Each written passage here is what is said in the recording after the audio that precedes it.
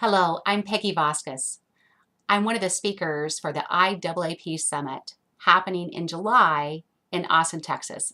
I am so excited to be able to come to the summit with you, to be able to share some great content with you and help you move your career forward. My topic is titled The Power of Communication Between a Boss and an Assistant.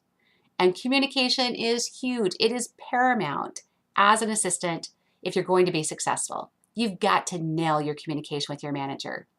You need to know your manager well enough to know when to approach them, when not to approach them, when to talk to them, when to give them space. And you also need to know when it's time to have that sit-down conversation where you tell them the absolute truth. Most people are too afraid to give the boss open, candid feedback. Most people shy away from it. They consider it to be too risky. And it can be. It can be downright scary.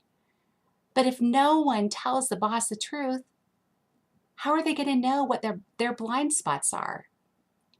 You, as the assistant, spend more time with your manager than anyone else. So you are perfectly placed to be the one to give the manager the feedback that they need. Not what they want to hear, but what they need to hear to be successful. The tool that I use to give feedback is called SBI. S is for situation, B is for behavior, I is for impact. And then you close with a message. Before you give somebody feedback, you're going to want to take the time to think through this framework. Fully describe and be specific about what was the situation. What was their behavior? How did it impact the people, you, the group, the team, the client, the project? And then you close with a message, which is a suggestion or an ask of what they could do different next time, what they could try. In the beginning, giving feedback is awkward.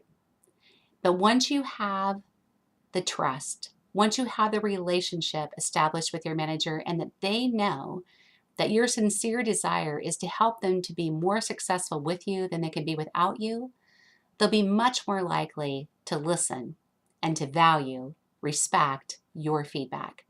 You've got to start somewhere. Start someplace small, as simple as telling your manager that they have a dirty nose.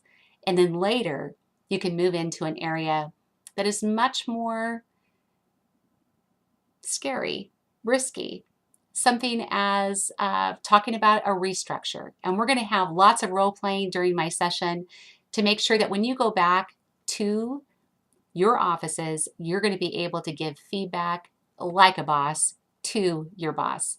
I can't wait to see you at the summit. Make sure you get registered today.